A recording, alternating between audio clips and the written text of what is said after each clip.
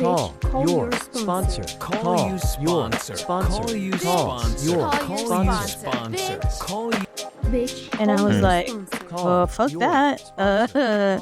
And that's exactly what happened. But anyways, I digress. So if you could rewind that tape, right? I will stay with my husband unless he lies, cheats, unless he does, whatever those things were, which was, it seemed like that was actually the petition and or prayer or what actually unfolded. What would you say differently now, knowing that if you wanted to stay? Right. If I wanted to stay, that's a really good, sidebar on that. Yeah. So what I would say differently is I will be with this person as long as I can also be true to myself. Mm-hmm. I'm writing this down because this is like so helpful, Misty. Literally, like, true to myself. Yeah. Because you are in the hallway with glitter on the outside and you want answers. And all I can say is I validate you wanting answers. Like, there's every reason in the world for you to want answers. And I can just see from my own experience, I didn't get answers until I stopped wanting answers, which is such a conundrum. It's like you're so far advanced in the spiritual growth that the regular didn't get the call back in 2 hours doesn't help Sam's spiritual achievement. If I stay still enough, the other piece that keeps coming up is that I am paralyzed, or finding myself more often than not paralyzed or procrastinating and not taking other actions to fulfill another dream because of fear or whatever, right? So there's 3 different tentacles as far as like outreach for, gainful employment. One was what I was already doing. One is something a slight shift. And then the third was something I've always kind of been dabbling in, but have never really fully committed to it because I think at the core, it's the fear of failure.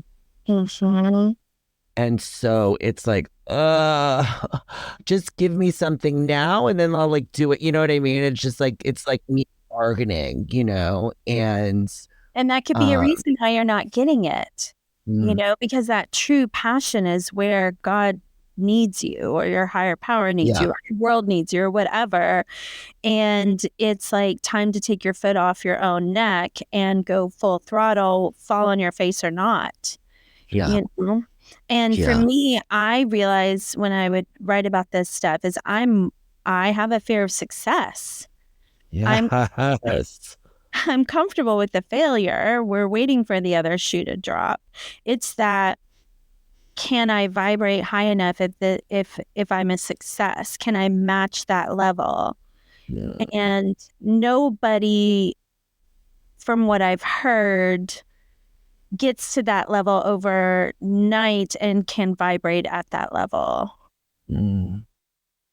There also is this sense of laziness that's there where I'm just like, just knock down my door and just come pick me up, and take care of me type thing where it doesn't necessarily, it has not worked that way. What's coming up for me is that Marianne Williamson quote that you love, who are we not to shine? Yeah. Playing small, God. And I cannot validate the laziness. I just can't with you. And no matter what's going on with you, and of course I'm not there and don't know, but it doesn't matter. I just cannot sign off approved on that statement. I would much more say it's fear that is paralyzing you, and not and maybe you're supposed to get vulnerable. Maybe you're supposed to reach out and help with it as you do it. I had this idea a while back of having an emotional support person. You could, get on Zoom or come to your house, and they didn't need to do the activity for you, but they just needed to sit there with you while you did it. Almost be a witness. Just have someone there that just, I don't know, an energy level or something. And I've needed that at times to like do my stuff and declutter or whatever it is. Go check the mail. Go check the mail. I can't go check the mail. I'm scared of what's in there. And I want an emotional support person to walk me down there and pick it up and go through it and throw away stuff. So that's not laziness. That's like fear, and I need to be vulnerable and ask for help. Yeah. I'm almost, what's coming to me is like, so what's happened is I've asked for help like weeks ago, and then there was no follow-up and no action. But what's coming up for me is, in 4, there's like a resentment, right? I deal with the resentments, take inventory. And a lot of the time for me, like what's come up that last year was that a lot of that stuff is just a distraction from me actually just experiencing feelings and having them go through. It's me, attached to this storyline and this narrative, building the case file, having everyone join Team Sam, and being in that right place, but it's being totally disconnected and actually not of it really feeling anything, the anger. And so what's coming to me around this stuff is that, the story of Lazy, the story is really just a distraction from just being in that space.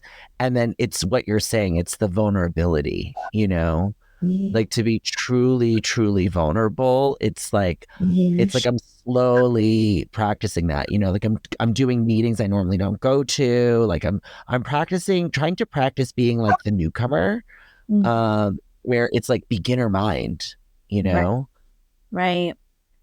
Oh man, you just brought me back to like the marriage, when I was married, and I felt like we were the poster children for AA, and we, had both come from these crazy backgrounds, and we moved out to California, and we had this kid, and we're living 7 blocks from the beach, and he's playing sports, and there's 2 Priuses in the garage, so everything's okay.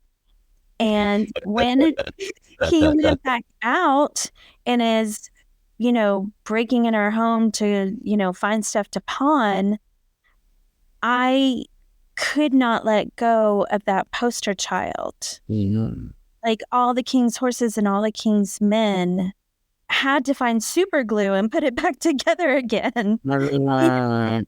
Like I needed duct tape. I needed anything to keep this preservation of this image that I had and wanted to hold on to for dear life. And it crumbling away and falling in ashes. Now, of course, on the other side, the growth, everything, I'm like, whew, I'm so glad that crumbled. I'm so crumbled, and that was taken away to reveal something so much better. Yeah, it's it's 4. It's literally, to the world we show our stage presence. And then what is underneath all of that. And it's like, I think what's I'm really hyper aware of in this conversation is that I'm hitting a new bottom, bottoms, plural. And what they are really growth opportunities, rolling my eyes. I've done enough growing. Thank you very much. I'm pretty satisfied with the results so far and don't need any more growth right now. So I like this thing of I will be with this person with whatever, as long as I'm true to myself. I think I wrote that down wrong, but the essence is to continue to build my connection with myself. And like you always say, it says it on the damn coin, to thy own self be true. So yeah. Oh, I needed this. I love this. I love that. I mean, I don't love this for you. Don't get me wrong. And you will not love it for me when I'm in it. You know, it is Yeah. not that. It's just that upside down thing of somewhere angels are singing on high. Like, yes, Mm. Sam is having this amazing growth experience and we need him to get here. And it, it's exactly that don't talk, don't trust, don't feel is what's actually right. That's the vulnerability piece for me. right. So that's the thing where it's like, oh yeah, I'll do that as long as I don't have to talk, trust, or feel. Yeah. The universe is like, okay, we heard you. We'll put you in a position where you absolutely have to talk, trust, and feel to get through it. Yeah. So we're at our final 5. Thank you for letting me talk, trust, and feel. That was cool. Question. What is something that has brought you the most joy this week? Oh, that's so good. Highs and lows, really quick. Is I was asked late Friday if I could speak at a Friday night meeting. And it's one of these meetings that's really big, like celebrities have spoken there. You speak for a lot longer. I haven't been to this meeting and I never go to this meeting unless I was asked to speak there. And so I'm like, okay, sure. But, I better be the long speaker, not the 10-minute speaker. I don't drive for the 10-minute speaker. To be the 10-minute speaker. Ego. And I show up at this place. There's like 10 people.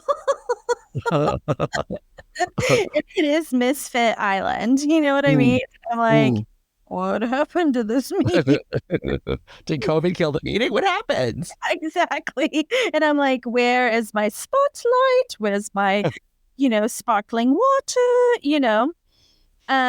It was so good. Oh my God, it was so good. Like, those are my people. I was so relaxed. I had so much fun with it. I haven't talked for a long, told my story in a long format in a really long time since I've been doing the ACA, and it hit different. It was so great. And then the next night I went out to dinner with my son and was able to share some of this stuff. And I love that I have this great relationship with him. And one of the things that always comes up in my talk is you people in the rooms, we raised this person because I did not know how to be a mother before I got here. And so to be in that meeting and just only lose it when I start talking about him, and then the next night to go have a wonderful dinner with him, there's my highs. How about you? So the most joy, I would have to say it because I do like a daily kind of like what were the highlights, and I would say the majority of the highlights this week involved me connecting one-on-one with another person and just getting really real about whatever the topic was, so there's that. And the thing that actually is coming to my mind right now is which I totally spaced, is having a really in-depth conversation with my sister about my mother, who is getting older every single day.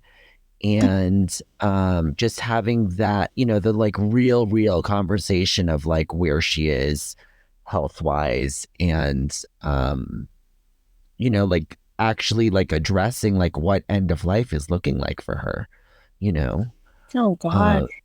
And was that joyful? It was meaningful in the sense of like, my family, we never talked about shit, so like to talk about matter of fact, and that, the love that we have for her, is what really kind of came through. So yeah, that was my joyful / meaningful, deep, meaningful conversation and moment this week. That's so beautiful. It's one of my favorite words when I first got sober was bittersweet. And that's what that sounds like to me. It's just there's so much depth, but it's such a hard topic, so that's amazing. We did it. Thank you so much, Misty. I so need it. Amazing. All right, cutie. Bitches, y'all go call your sponsors and we'll see you on the next one. Call your sponsor. Call Bitch, call your sponsor. Call your sponsor. Call Send your us an email with comments, questions, or concerns bcysponsor@gmail.com. Don't forget to rate 5 stars.